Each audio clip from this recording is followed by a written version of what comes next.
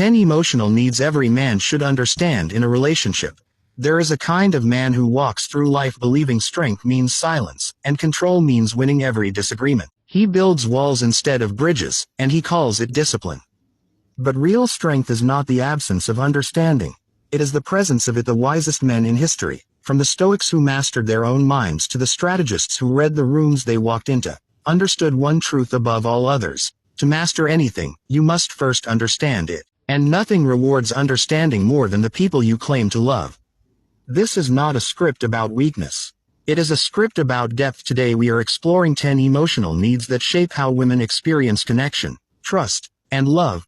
Needs that most men never learn to see, not because they lack the capacity, but because nobody ever taught them where to look. If you want relationships built on respect instead of confusion, stay with me, because by the end of this you will understand something most men spend a lifetime guessing at. Think of this less as a list and more as a map. Every relationship that has ever quietly fallen apart usually did not collapse because of one dramatic betrayal. It collapsed because of small, repeated blind spots, needs that were never named, never understood, and therefore never met. The men who build lasting partnerships are rarely the ones with the most charm or the most money. They are the ones who did the quiet work of understanding what actually makes another human being feel safe, valued, and seen. That work begins with knowledge, and it is sustained through practice. Before we begin, if this channel speaks to something in you, the pursuit of self-mastery, the hunger to understand people and yourself more deeply, subscribe to Quotes Library. Every video here is built to make you sharper, calmer, and more grounded in a world that rewards neither. Let's begin. Need 1. The need to be heard, not fixed. There is a moment that repeats itself in relationships across every culture and every generation. A woman shares something heavy, a bad day, a fear, a frustration, and the man across from her immediately reaches for a solution. He means well. He believes fixing the problem is how he shows love. But in that moment, something quietly breaks, because she did not ask for a solution. She asked to be heard. This is one of the most misunderstood dynamics between men and women, and it is rooted in how each is often raised to process emotion. Men are frequently trained to treat feelings as problems to be solved, obstacles between them and calm.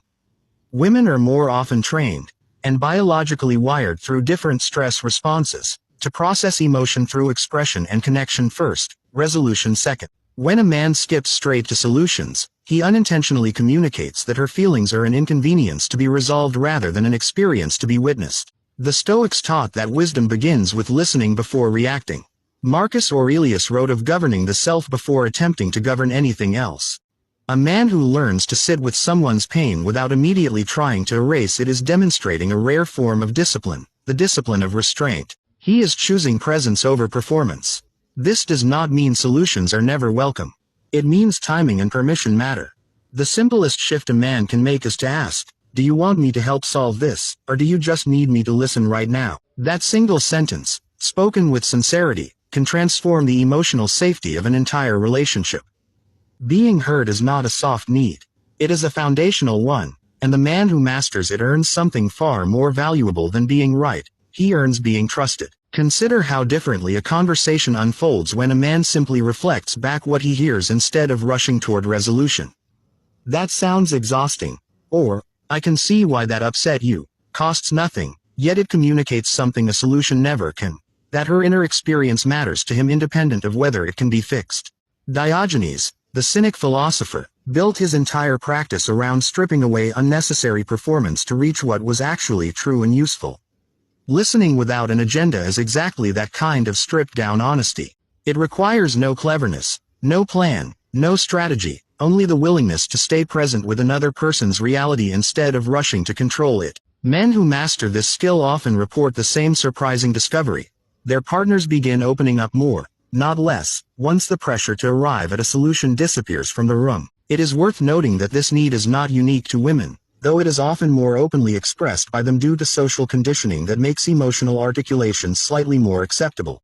Men crave being heard just as deeply, but many never learn to ask for it, and instead express the same unmet need through withdrawal or irritability. Recognizing this shared human need, not a gendered weakness but a universal longing to be understood, allows a man to extend the same patience he hopes to receive. In this way, mastering the art of listening does not just improve his relationship.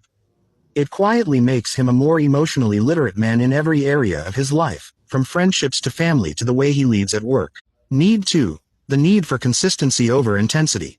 Grand gestures are seductive. Flowers after a fight, expensive gifts after a mistake, sudden bursts of attention after long stretches of distance. These feel romantic in the moment, but they are often a substitute for something far more valuable: consistency. A woman does not primarily need a man who occasionally makes her feel like the center of the universe. She needs a man whose presence, effort, and reliability do not fluctuate based on his mood, his stress, or how recently he made a mistake. Consistency builds a kind of safety that intensity cannot replicate. When affection arrives unpredictably, the nervous system learns to stay on guard, because it cannot trust the pattern. This is the same principle behind why children raised in unpredictable households often develop anxious attachment styles. The brain craves rhythm, not just warmth. Intensity without consistency creates excitement laced with anxiety. Consistency creates peace. Niccolò Machiavelli understood the power of predictability in leadership, arguing that a ruler who is consistent, even in severity, earns more loyalty than one who is unpredictable, even in generosity. The same principle governs intimate relationships. A man who shows up the same way on ordinary Tuesdays as he does on anniversaries builds a foundation his partner can actually stand on. This does not mean romance should disappear. It means romance should be a layer added on top of dependable behavior, not a replacement for it. Text her back when you say you will. Follow through on plans. Apologize the same day, not 3 days later after the silence has done its damage. These unremarkable, repeated actions are what actually build trust over time. Not the diamond earrings bought to cover a mistake, but the version of you that does not require covering up in the first place. Think of consistency as compound interest for trust. A single grand gesture deposits a large sum once, then the balance sits untouched, sometimes for months. Small consistent actions deposit smaller sums constantly, and over years, the total dwarfs anything a single gesture could produce. Marcus Aurelius kept a private journal not to record dramatic breakthroughs but to reinforce ordinary discipline day after day, because he understood that character is built in repetition, not in isolated moments of brilliance. The same logic applies to love. A man who wants to be trusted does not need a single unforgettable night. He needs 1,000 forgettable, dependable ones, stacked quietly on top of each other until dependability itself becomes the most romantic thing he offers. Need 3. The need to feel chosen, not just wanted. There is a subtle but critical difference between wanting someone and choosing them. Wanting is about desire in the moment, attraction, comfort, convenience. Choosing is about commitment across time, even when desire fluctuates, even when life gets difficult, even when someone else briefly catches the eye. Many women describe a quiet, persistent fear in relationships, not that their partner does not want them, but that they have not truly been chosen, that they are simply the most convenient option rather than a deliberate decision. This fear often shows up in the small moments. Does he defend her when others speak poorly of her? Does he introduce her with pride or with hesitation?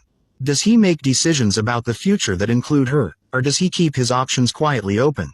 These are the signals that answer the unspoken question every partner eventually asks themselves: am I chosen, or am I just here?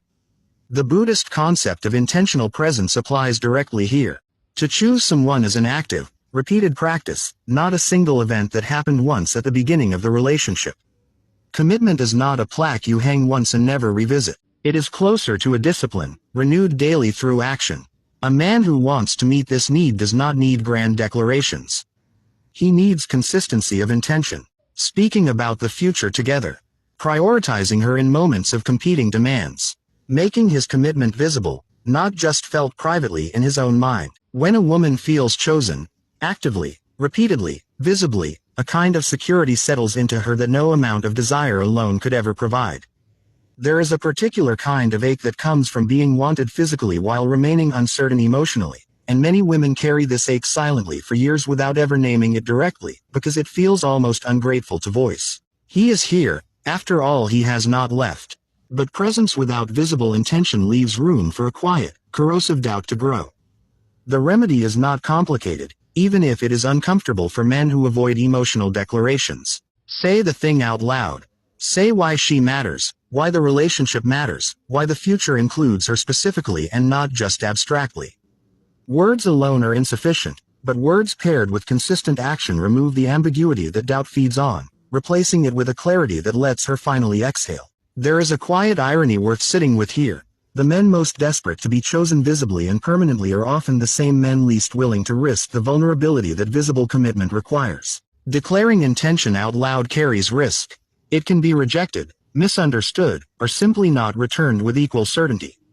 This is precisely why so many men default to ambiguity. It protects the ego from a clear no, while quietly denying a partner the clarity she needs to feel secure. Breaking this pattern requires accepting that the discomfort of clarity is far smaller, in the long run, than the slow erosion caused by prolonged uncertainty. The need for emotional safety before vulnerability. Vulnerability does not arrive on command.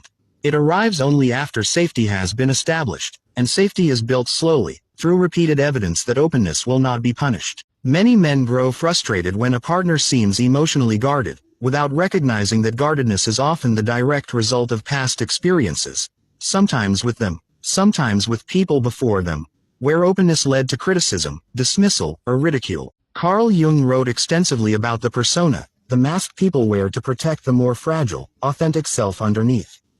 Women, like men, develop personas as armor. The difference is that many men mistake the armor for the actual person, and then wonder why intimacy feels shallow. The armor cannot be demanded away. It can only be earned away, through patience. Emotional safety is built through small, repeated tests that most people are not even consciously aware they are running. How does he react when she cries? Does he get uncomfortable and change the subject, or does he stay present? How does he respond when she admits a mistake? Does he use it against her later, or does he let it go with grace? Each of these moments either deposits trust into the relationship or withdraws it. A man serious about being loved deeply must first become a place where honesty is safe to land. This means managing his own defensiveness, resisting the urge to punish disclosure with judgment, and staying calm when the truth is uncomfortable. Vulnerability is not weakness offered freely. It is a gift given only where safety has already been proven. Build the safety first, and the vulnerability will follow on its own timeline. Patience here is not passive. It is an active discipline, closer to the Buddhist practice of sitting with discomfort rather than reacting to it immediately. When a partner finally shares something fragile, an old wound, an insecurity, a fear she has never spoken aloud, the instinct to fix it, minimize it, or move past it quickly can feel like kindness, but it often lands as dismissal. The more powerful response is simply staying present with it, without flinching, without rushing toward resolution. This teaches her, on a nervous system level that no words could ever teach, that her most fragile self will not be met with retreat. Over time, this repeated evidence becomes the very foundation that deep intimacy is built upon. It is also worth remembering that emotional safety is not built once and permanently secured. It can be damaged by a single careless moment of ridicule and take months to rebuild. This is not meant to make a man walk on eggshells, afraid of ever making a mistake in how he responds. It is meant to illustrate why consistency matters so deeply here as well. A man who is emotionally safe 19 times out of 20, but harshly dismissive on the 20th, teaches his partner that the safety was never truly reliable to begin with. The goal is not perfection. It is a track record steady enough that one difficult moment does not undo years of trust. Need 5. The need to be respected as an equal mind.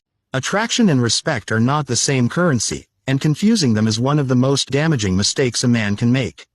A relationship where a woman is desired physically but dismissed intellectually will eventually collapse under its own imbalance, no matter how strong the initial chemistry. Women consistently report that feeling unheard in decision-making, dismissed in disagreements, or spoken over in group settings erodes intimacy far faster than almost any other pattern. This need is not about agreement.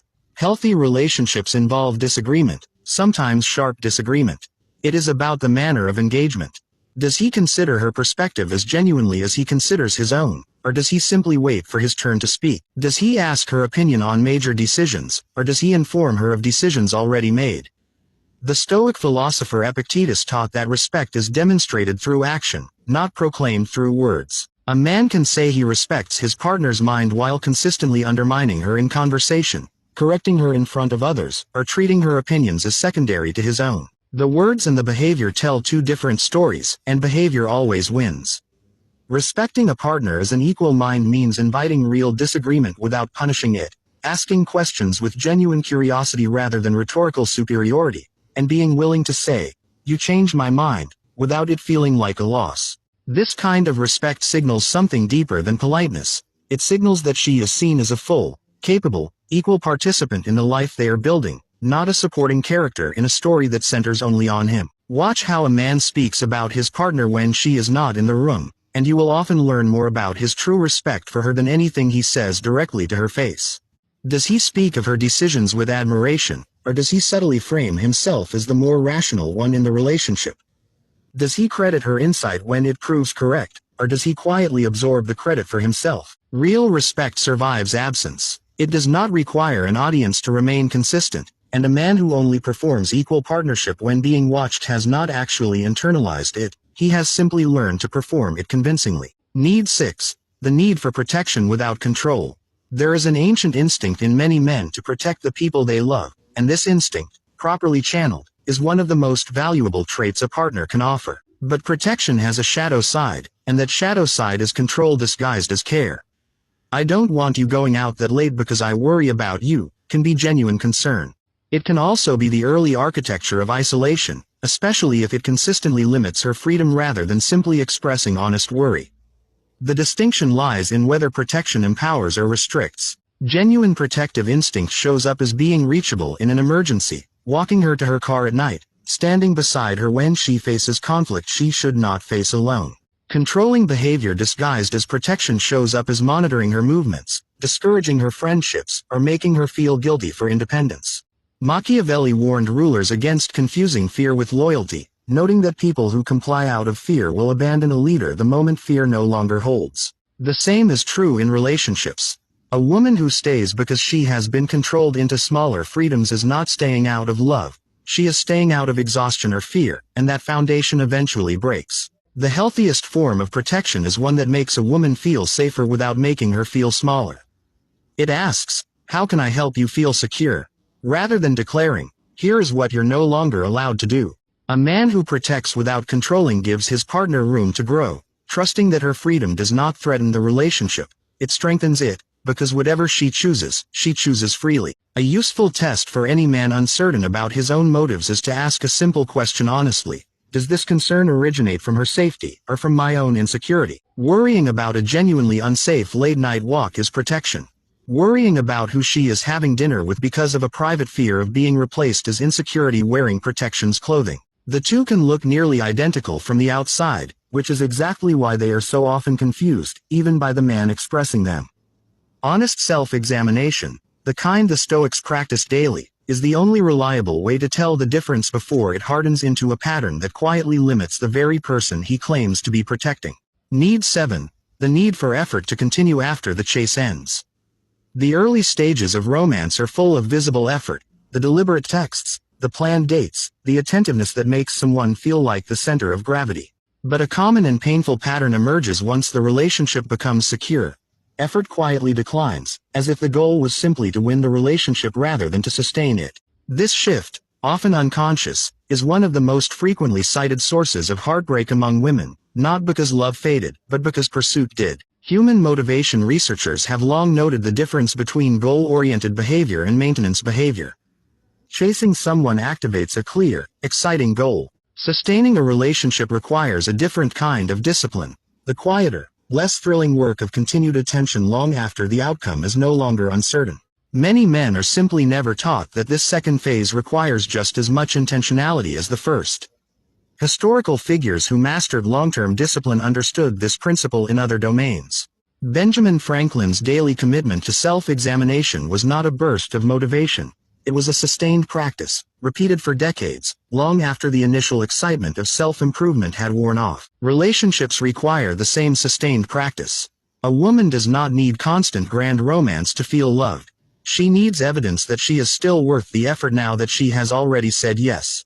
This looks like continuing to plan dates, continuing to ask about her day with real curiosity, continuing small gestures long after the relationship has become comfortable.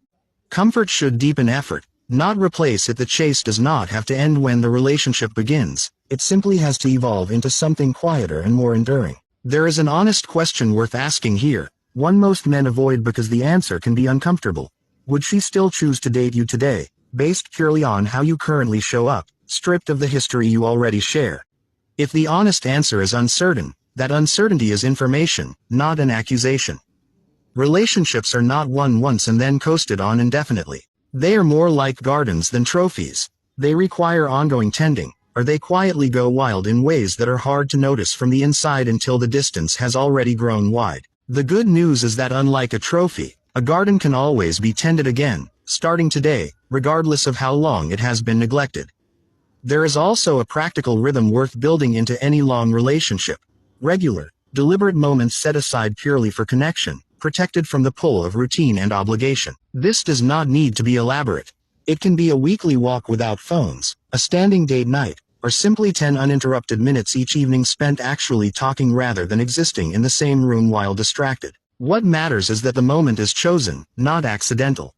Effort that only happens by chance eventually stops happening altogether, while effort built into a rhythm becomes woven into the relationship structure, resilient even during life's busier, more chaotic seasons.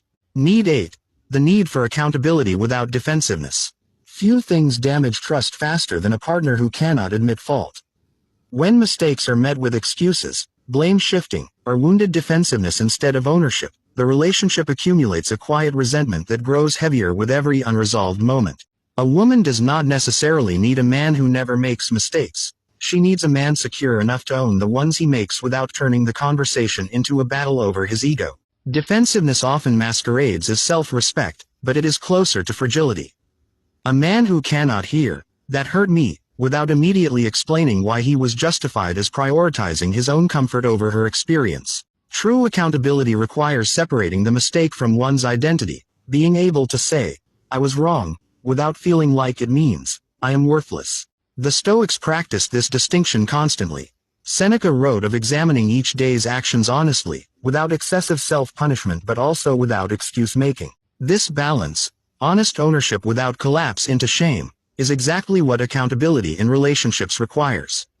Practically, this looks like resisting the urge to say, "But you also," the moment a concern is raised. It looks like apologizing directly, without qualifiers that soften the apology into meaninglessness.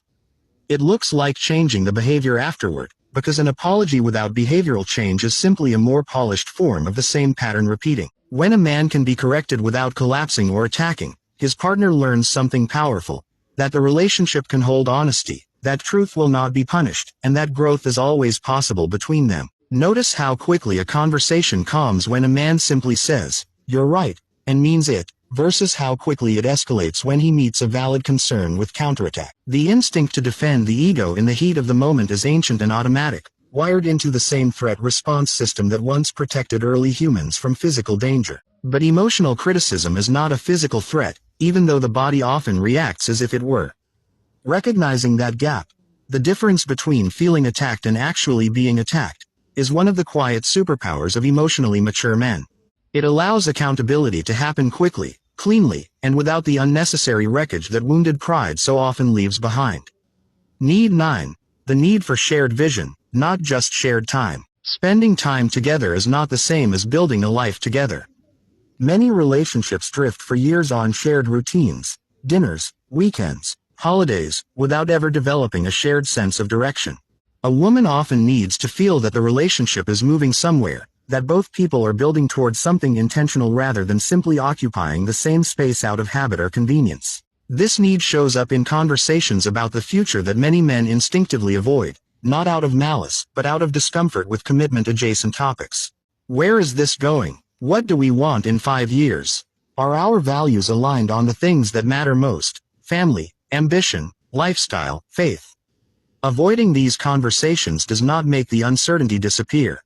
It simply transfers the anxiety onto her, silently, while he remains comfortable in the ambiguity.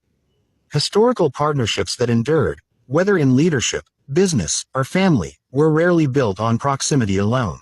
They were built on aligned purpose. Two people rowing in the same direction move faster and with far less friction than two people simply floating near each other. A man who wants to meet this need does not need to have every answer figured out. He needs to be willing to have the conversation, to name his own intentions honestly, and to build the relationship with some sense of collaborative direction rather than passive drift. Shared vision does not require certainty. It requires honesty about where each person stands, and a willingness to build something together rather than simply enjoying each other's company until circumstances eventually force a decision. Drift is seductive precisely because it requires nothing uncomfortable in the short term. Avoiding the conversation about the future feels easier than having it, right up until years have passed and the gap between two unspoken sets of expectations has grown too wide to bridge gracefully. This is how otherwise loving relationships quietly end, not through betrayal, but through accumulated ambiguity that nobody addressed early enough. A man willing to raise the uncomfortable questions early, even imperfectly, protects both people from the much larger pain of discovering years later that they were never actually rowing toward the same destination at all. Building a shared vision also means revisiting it, not just declaring it once and assuming it stays fixed forever.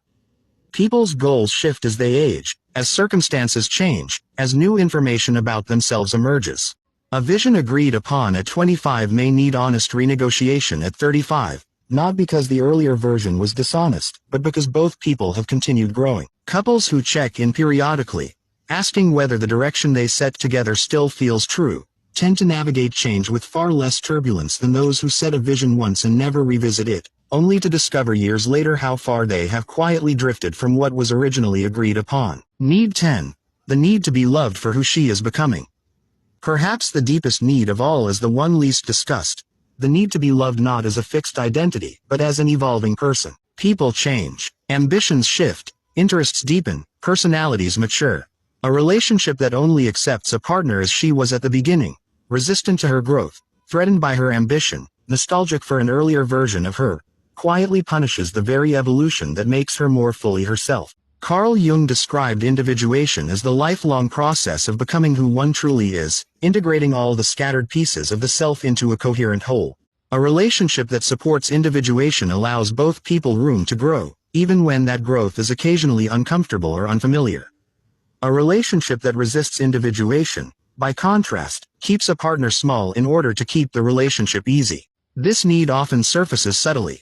A woman pursues a new career path, and instead of support, she meets quiet resentment about how it changes the relationship's convenience. She develops new interests, new friendships, new ambitions, and instead of curiosity, she meets suspicion or dismissal. The message received, even unintentionally, is, "I loved who you were, not who you are becoming." A man who wants to meet this need must hold his partner with open hands rather than a tight grip, celebrating her growth even when it requires him to grow alongside her.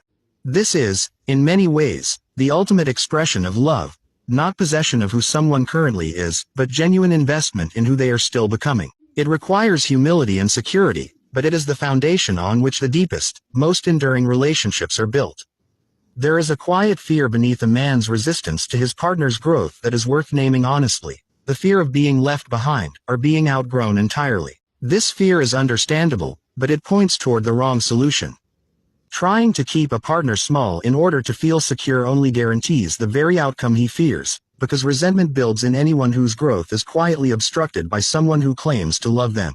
The better path, though harder, is growing alongside her, matching her expanding ambition with his own, so that the relationship becomes not a container that limits either person, but a shared momentum that carries both of them further than either could travel alone. If this is resonating with you, take a moment to subscribe to Quotes Library.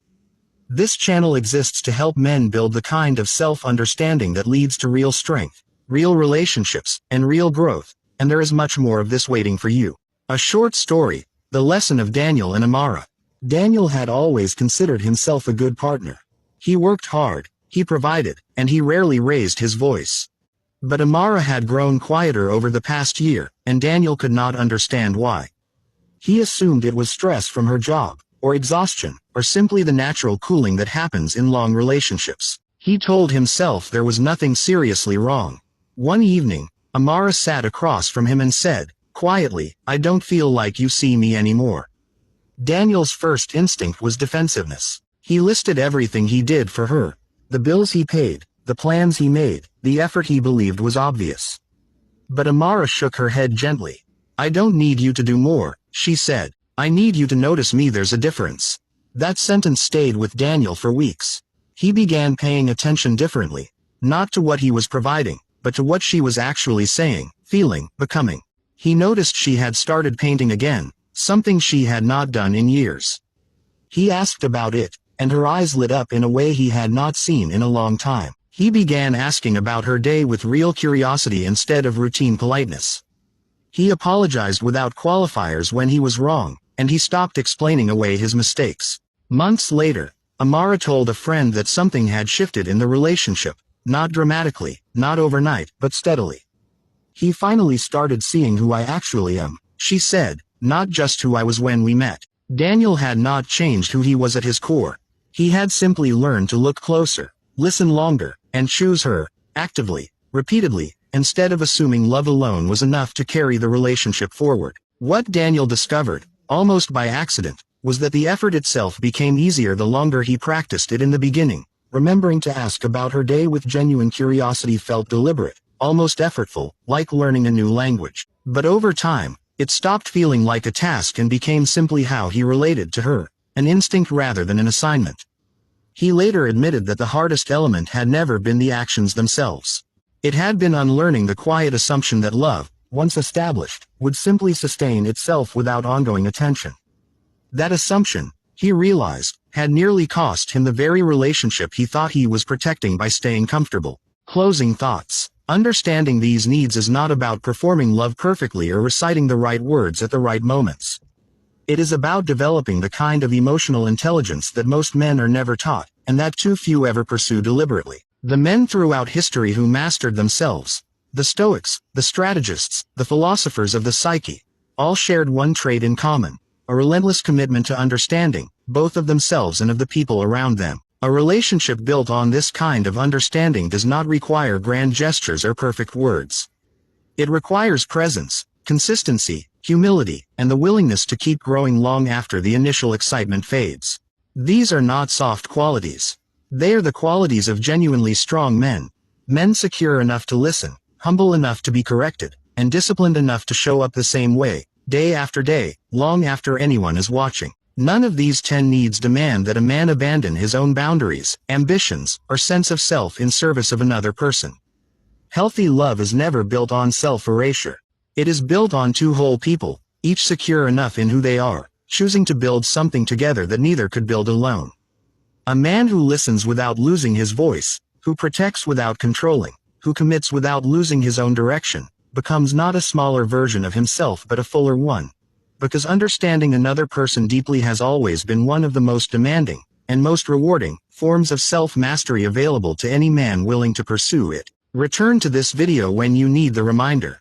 Growth is rarely linear, and even men who understand these principles intellectually will find themselves slipping back into old patterns under stress, fatigue, or old wounds resurfacing unexpectedly. What separates the man who grows from the man who stays the same is not the absence of these lapses. It is the willingness to notice them, own them, and return to the discipline again and again, without shame slowing him down. If this video gave you something valuable today, subscribe to Quotes Library for more content built on timeless wisdom, sharpened for the world we actually live in now. Share this with someone who needs to hear it, and let this be one more step forward. Keep becoming.